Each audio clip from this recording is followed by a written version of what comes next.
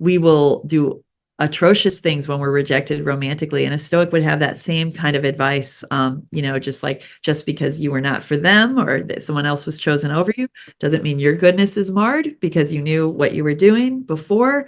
You're just honestly and steadily trying to be a good person and do the right thing, but nothing else is guaranteed for you or even under your control.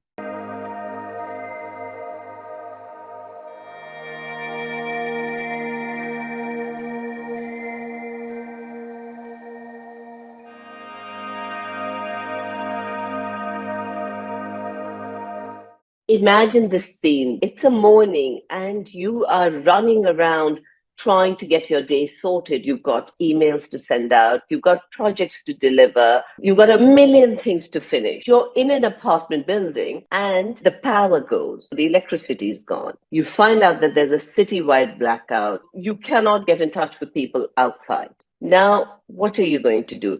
Are you going to go into a state of absolute panic? Or maybe you sit down in a place, find some snacks and start eating it. Or are you going to make the best of whatever the situation has thrown onto your lap? So you say, okay, there are certain things I can't do, but what are the things that I can do? Can I play board games with my loved ones? And maybe, if you're in a building, maybe you will try and send out messages to your neighbors and form a chain of some sort as to where the medical resources are. So the last way of dealing with things, of accepting the situation that you're in and doing what you can in that situation rather than trying to actually fight it, that's Stoicism. So Stoicism is all about focusing on the things that you can control, our reactions and our responses, rather than the things that you can't control, like external events. And it's about facing reality head on with a calm, rational mindset. And people often misunderstand this. Sometimes people feel Stoicism is about suffering silently or about being emotionless. It's not those things at all. It's about developing inner strength and managing your emotions. We have with us today to talk about Stoicism, Professor Jennifer Baker. She is the Professor of Philosophy at the College of Charleston in South Carolina, USA, and she's written a book about Stoicism. Thank you, Jennifer, for being here with us today. Thank you. It's such an honor. I really enjoy your work. Thank you so much. So, Jennifer, many people equate Stoicism with actually suppressing one's emotions. But as the Lebanese American thought leader Nassim Taleb had said, Stoicism is about the domestication of emotions, not their elimination. Can you explain this and where this philosophy originates? Yeah, well, I see Stoicism as kind of growing out of Plato's ideas and Aristotle's ideas, and because Stoicism continued to be developed for hundreds of years, I really think of it as an improved account, an account that got to improve because so many philosophers were working on it after we had, the provocations of Plato and Aristotle. So I would modify the language domestication of the emotions, even though that's a great point. We are still going to have, they call them good emotions. I don't feel they give us a lot of description of these good emotions, but I think that's okay because their focus is on eliminating emotions that result from false beliefs. So anger, being outraged just for yourself, the idea that nothing bad should ever happen to you, no catastrophe should ever happen to you or your neighbors. Those things just aren't realistic beliefs. Those are kind of very hopeful or self-centered beliefs. And when we get disappointed in those sorts of beliefs, we are emotional. So they say that's what explains typical emotion. So they're unimpressed with typical emotion. They don't want us to indulge in it. They don't want us to romanticize it. They think it's pretty destructive. But if we had the proper beliefs, so one belief when it comes to a blackout, or here we have to leave every year for hurricanes, one belief the Stoics would like is, if it can happen to anyone, it can happen to me. So it's pretty negative. It's not the current culture to be so negative. But it means you would be prepared in a moment, just like you described. You wouldn't have to feel sorry for yourself. you wouldn't have to, be in so much shock that you have to adjust. You'd be able to kind of focus on the task at hand. And the result of having that kind of realistic outlook and those sorts of sound beliefs is going to be that your emotions are very different than our typical emotions. What are some of the other common misconceptions about Stoicism, and how would you address them? In the public consciousness, we of course have the problem that emotionless, rigid, and that can so often be the result of trauma. So it's admirable in a way, that person won't act out, and you might have a very steady friend or grandfather that you can count on because he represses so much. But it doesn't seem like any sort of example of happiness, or Stoics are supposed to experience joy. A lot of times those attitudes are associated with fear, kind of wanting to be completely independent. And one misapprehension about Stoicism is that it's a kind of individualism. And so they think of Stoics as go it alone, live alone, completely independent types, when actually the ancient descriptions, like in the meditations, talk so much about our social nature being first. So Jennifer, I want to ask you about Amor Fati, which means the love of fate in Latin. It's a Stoic principle. It embraces everything that happens to you, including suffering and loss. And everything is not just something to be tolerated, but actually welcomed and treated like a gift. Thankfully, even the ancients who wrote on Stoicism knew this was hard to achieve. So it really sets up an ethical ideal for us, Stoicism. I would like to be virtuous. I would like to be happy. I would like to be able to accept fate as it comes. So those are the goals. They have said that it's as rare as the phoenix for someone to achieve all those goals. Stoics thought without anger and emotion and all that distraction, we would react very quickly and efficiently. I mean, like a well-trained soldier, always their examples, to those sorts of circumstances. So that focus is helpful to me. So if you just can't believe your sailboat will sink, you can't believe there's a storm on a day that was promised to be sunny, you might really delay. I mean, sometimes people in that situation actually do stay still, and everyone else helps. But if you have no distractions from what's actually happening, you accept the cancer diagnosis, you accept that there's a fire in the garage, you accept that there's a storm, you might be able to act in a really focused way to try and mitigate and address the situation. So it doesn't mean you sit back and accept fate. So Jennifer, I wanted to ask you about logos. Apparently it refers to the rational principle governing the universe. Yeah. And so the ancient Stoics were, scientific minded, and their position on the universe is that it was infused by reason, and that we too are infused by reason. It's very beautiful.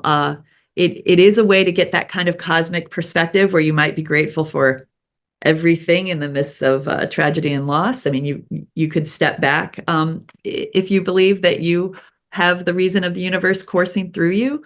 And the way that they present it is, I just think, pretty reasonable still today. So it's not as if we're all capable of following this logos. It is a challenge to follow it. We have many distractions. Our bodies give us many distractions. It's not like we're designed to be perfect, efficient logos followers. So we have to develop a second nature in order to kind of honor it in us. So I also want to ask you about Epictetus.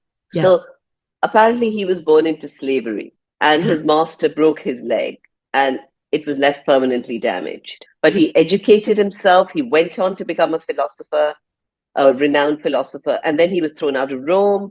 So he established a school in Nicopolis, and he carried on to influence Stoicism in a big way. Yeah. And this whole concept that if life gives you lemons, make lemonade, don't we all follow that to a certain extent? I mean, at the end of your life, or at the end of anyone's life, if they look back at their life, they're dealt a particular pack of cards, and you just have to make the best. That's such a great question. I mean, really makes me, think about how I can observe other people.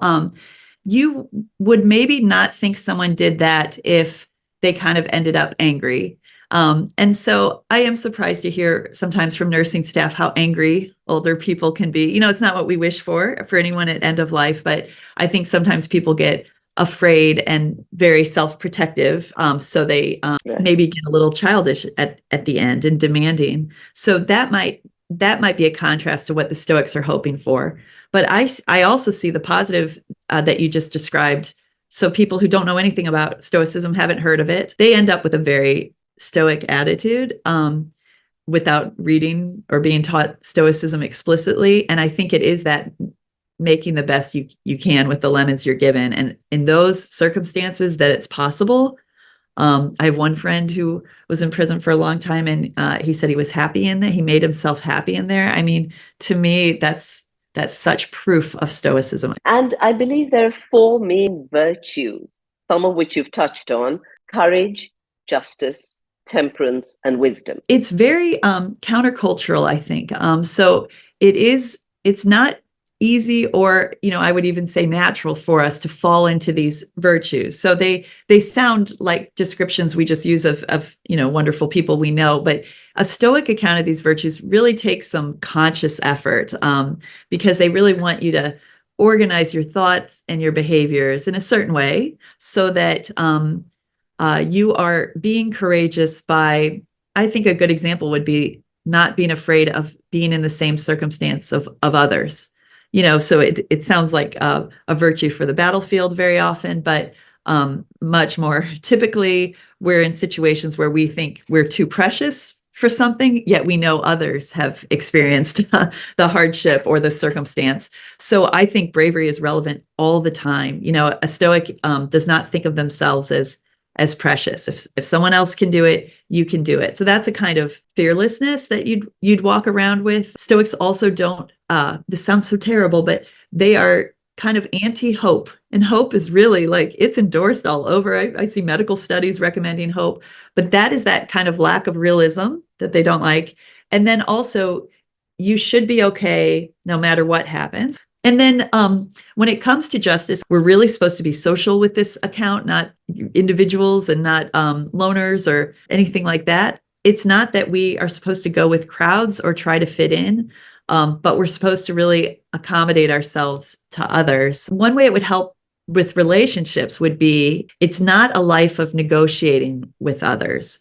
You would have to figure out what to do on your own. You're supposed to have a sort of principled or, very deliberate way to understand what people deserve from you, and what you can accept for yourself. So if you work those things out, that gets you to wisdom. So the virtue of wisdom, I always call it practical rationality, the same thing. It's a matter of understanding what you're doing.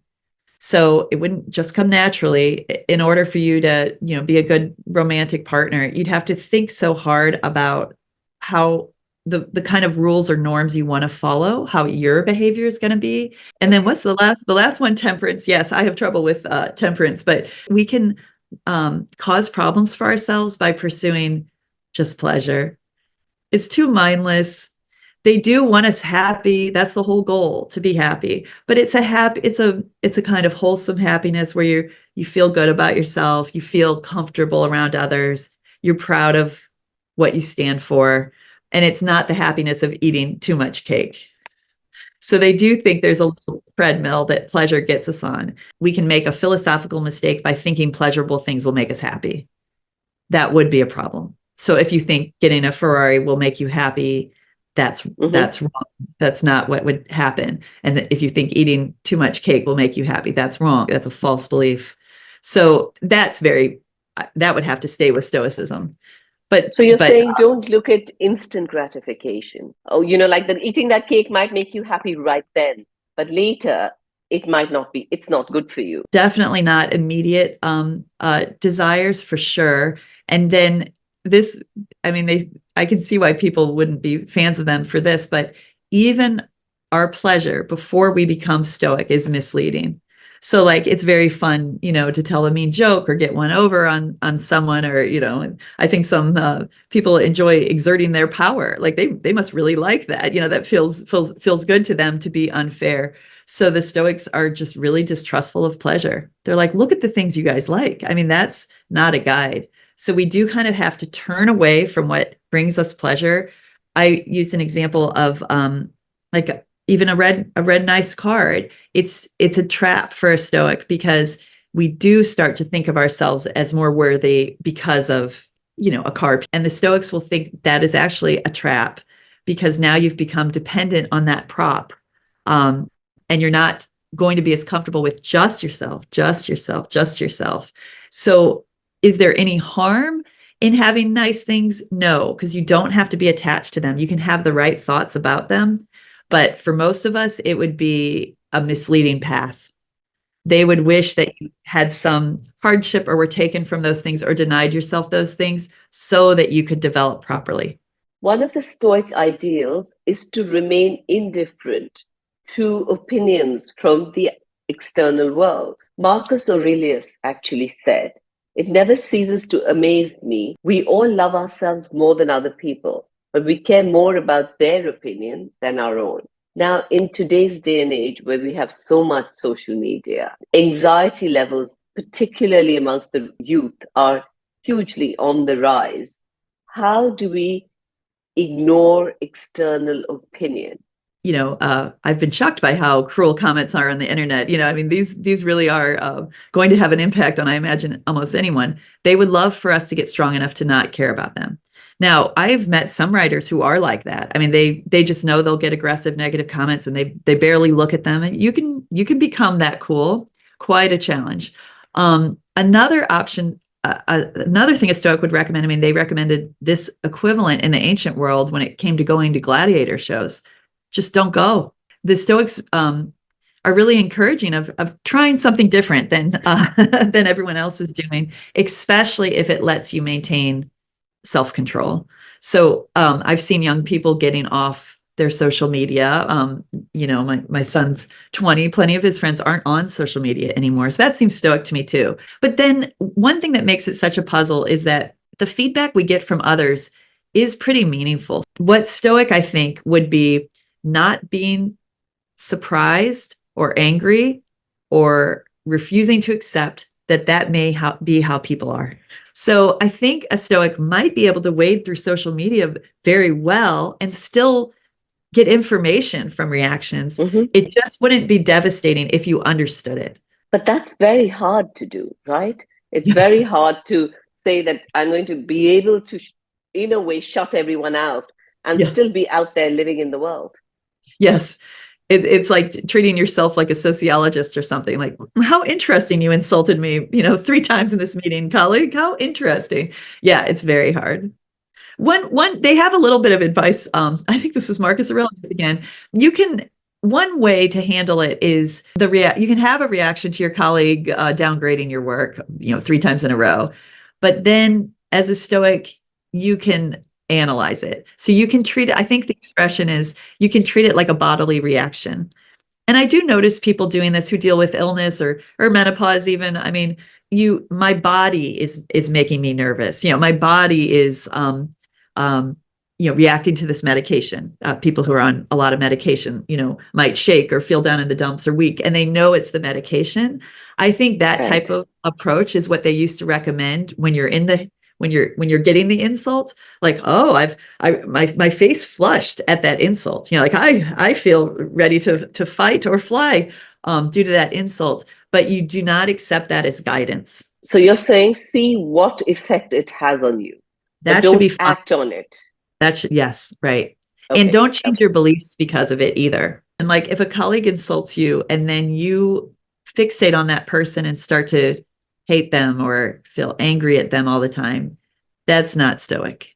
But you don't want to deny what's happening. You want to be aware of the dynamics, just to be intelligent. But they do want us to have a very, very understanding attitude towards other people's bad behavior. Okay. Seneca was a prominent Stoic philosopher. He was a Stoic, but he was also wealthy. The two seem to be slightly in contradiction with each other. Seneca went on to say, "It's not the man who has too little, but the man who craves more that is poor." Now, if you look at what he said, and you look at how people view people of wealth, like someone like an Elon Musk. No matter what he's achieved, people still point fingers at him because of the way he started off. About how we point fingers at people who begin with privilege. Is that Yes. a Yes. good? Yeah, I mean, I love that account of who's poor. At the same time, we can be intelligent and recognize reality, just like with social situations, that some people are really suffering from lack of resources, but it does not, on Stoicism's account, you are not happy because you're wealthy. So there are as many challenges in terms of being happy. And like I was saying, with nice things, you can be trapped. I mean, I think what you would lose as a wealthy person is the idea that you can, that you're the source of your happiness. So if you're so dependent on a nice setting and a clean place, a nice car, you will feel like you serve those things rather than them serving you. And you just won't be free. Now, they don't honor poverty. They want us to think through ideas philosophically. So if you don't have enough to eat, you can't even do that. Don't have a place to sleep, you can't do it. Some religions, of course, will believe suffering brings enlightenment, but the Stoics don't. Seneca is kind of a good example because he was passive. It seems like with his wealth, he was not giving it to people who needed it. And I think a better Stoic would have done that more. Thank you. Now, Roman Emperor Marcus Aurelius also wrote down his reflections during his military campaigns or during his personal illness, and it became this book. It became this book called Meditation. Now, obviously, the title gives away what's in there, but can you share some of the helpful advice that Aurelius gave? Yeah, to me, he's a wonderful source for someone who has to make decisions about others, because he was in a position of control, and then a Stoic, ruling over people who are not Stoic. That to me is kind of a fascinating dilemma. So Stoics can deny themselves some things, but why would a Stoic deny others what they're interested in? And what Marcus Aurelius did, I think, kind of beautifully, was write down notes about how he could regard the things people wanted as indifference for himself to keep himself mentally strong and happy, but he did not have to think they were indifferent to the people. So he said he was like gardening for others, even though he didn't want the products of the garden, but he had no excuse for not gardening well. He didn't need to change their minds. I think that's pretty sophisticated. We will not have everyone agreeing with us about ethics and value and what should be done. I don't know what you feel, but I think there's a lot of millennials out there who feel like that, actually. And you probably see a lot of students, right? I don't know if you're seeing this whole generation which wants to change the way that they're thinking. Oh, I see. They want to change other people's thinking. Well, they want to change the world by changing their own thinking, not necessarily changing other people's thinking.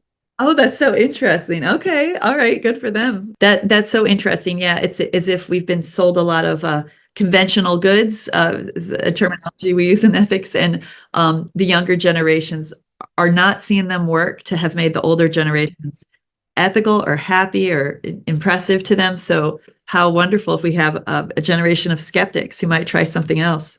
Now, Stoics are known for practicing exercises that challenge their comfort zones, like wearing rags in public to confront personal vanity or talking to strangers to get over social anxiety.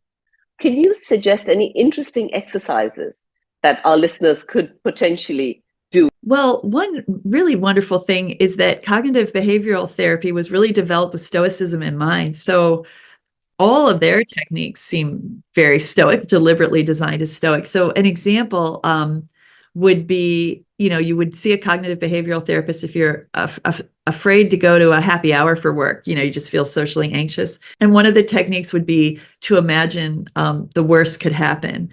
My students always laugh when I give this example, like, what if I just die by going? They laugh, but that is the kind of thing we do think, when we can't get ourselves to do something, we have these ridiculous beliefs. And so that's very Stoic, the idea that we are actually motivated by ideas that would be silly if we said them out loud. So we should really focus on what we're so afraid of.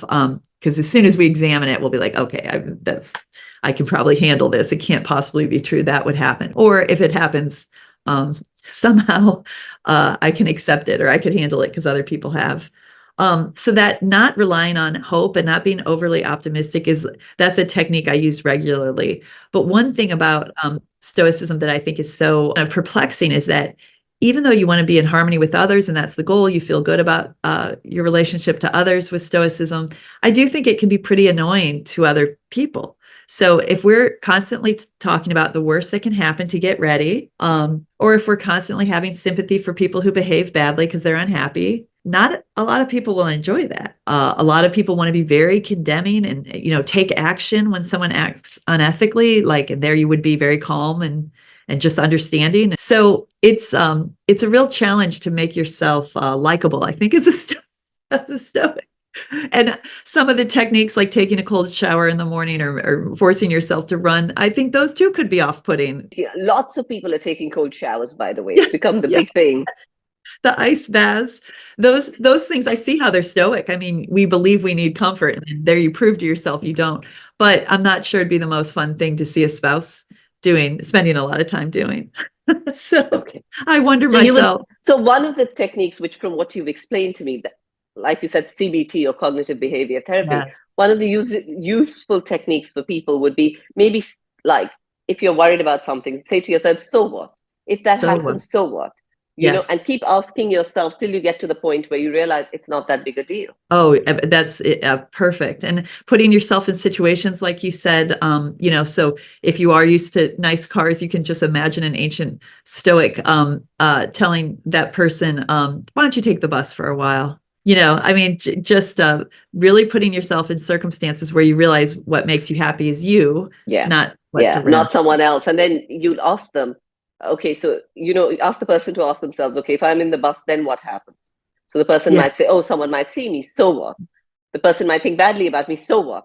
So you keep asking that, so what, till the person realizes it doesn't really matter. Yes. Oh, that's so perfect. Yeah, that's a great way to describe it. So I believe a lot of Stoics use every day as a training day for their souls, and they treat everything like a gift. Well, I mean, there are probably several ways to kind of game the day like that, but my own personal examples would be I get very embarrassed if I get irritated by others. That seems like a failure to me. I know that's a Buddhist suggestion as well, but how short-sighted to be irritated by others. Like, when am I surprised? And the things I get irritated by are so small, like a car driving too close to me. I mean, is this going to surprise me every week when it happens?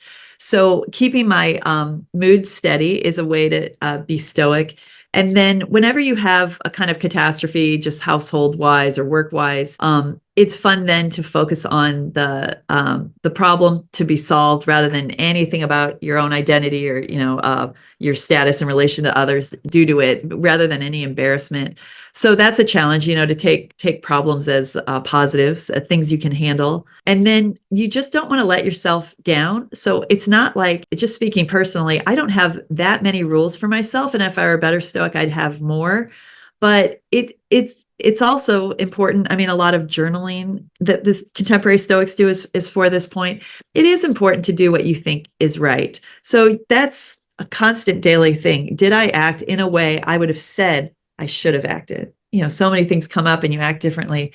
And that practice is a little rough. If you want to be a good friend, you probably have to think about that a lot, because we have overblown ideas about what that means, unrealistic ideas. But if you promise to, always visit a friend in the hospital and you haven't a few times, like, that's Stoic to me. Like, oh, why am I not living up to what I pledged to myself that I would do? So to me, that comes up. Those things come up daily. Right. And also, if you start treating anything that comes your way as a gift. So say, as an example, you've broken something and you have to clean it up, and it's a vase that's maybe very expensive, and you're freaking out that you've broken it. But if you tell yourself, well, this was a gift, it's here to teach me something, it's here to train me for a particular reason, that can be a very important fact. It just changes how you think about it, your perspective. It does. And with insults, as we were mentioning, that would be the right attitude. Like, oh, I've just learned something about you and how you feel about me. And okay, like, thank you for that information. A good thing instead of a devastating thing. Jennifer, I also want to ask you about this particular meditation, which I didn't know till fairly recently was a Stoic meditation that I used to do. So it's premeditatio malorum. Yeah, well, that would be anticipating the worst. Let me think of something that's not dark, because I do think of very dark things when I think of preparing for the worst. What is not as dark as illness? Say, I'll give you an example. So say you're working towards a career, you want a job, and you're going for that interview. Okay, you're going for the interview, and you will want to prepare. I mean, Stoics are workers. We're supposed to be intelligent, so you don't ignore any information and you prepare. But of course, it is not up to you whether you get the job or not. You're going to be giving people an impression that is theirs. That's theirs, so it's not even really your business. You don't have to fix it. You don't have to. What you don't have to prepare for is to manipulate them so that you get a favorable outcome. You give them some respect for their perspective. And if you think in advance in a way that's practically wise, you will have a sort of game plan of yourself. This is like the deliberate nature of Stoicism, where you will act ethical in the interview. You won't fib, you won't brag, you won't hide anything. That's a Stoic feature. You will admit to mistakes and faults, so there shouldn't be the anxiety of trying to hide yourself or present yourself as something different. And then the confidence that if they do not accept the package, and if you are not who they want to hire, you'll be perfectly fine. That's a real possibility. It doesn't reflect on your goodness, because your goodness was a matter of your preparation, your deliberate attempt to be ethical. So that's all still there. You're no worse for it. The judgment of others is flim flam. I mean, who knows why they weren't impressed. You maybe should be aware it could be very superficial things, or you're just not a right fit. And we should do thing with it occurs to me, ancient Stoics really worried about the destruction of romantic losses. People, the play Medea, for example. I mean, we will do atrocious things when we're rejected romantically, and a Stoic would have that same kind of advice. Just because you were not for them, or that someone else was chosen over you, doesn't mean your goodness is marred because you knew what you were doing before. You're just honestly and steadily trying to be a good person and do the right thing, but nothing else is guaranteed for you or even under your control. Lovely. Thank you. Thank you, Jennifer. That was such an amazing talk. Thank you for your insight. Oh, you're amazing. I'm so excited about this series. There's a lovely little story about Diogenes of Sinope. Now, this is the Diogenes from the Cynic school of thought. He would go and hold a lantern up to people's faces, and he would say he's on the lookout for an honest man. Alexander the Great heard about him and went to look for him. Diogenes actually lived on the outskirts of the city, and his home was a bathtub. So when Alexander reached him, he asked Diogenes, "What can I do for you?" And Diogenes actually said, "Move out of my sunlight, you're blocking the sun." So Alexander turns around and says to him, "If I were not Alexander, then I would wish to be Diogenes." And Diogenes turns around and says to Alexander, "If I was not Diogenes, I would also wish to be Diogenes." He didn't care about authority, about power. He didn't care who Alexander was and where he came from. He wanted freedom to live the way he wanted to. We're talking here about the Stoic principle of self-sufficiency and the dismissal of authority or fame. Thank you for being here with us today. I hope our episode today will help you lead a happier, healthier, more hopeful life. And I hope you will share it with friends and family who it can help. Thank you for joining us, and please subscribe to this podcast, and I'll see you next time.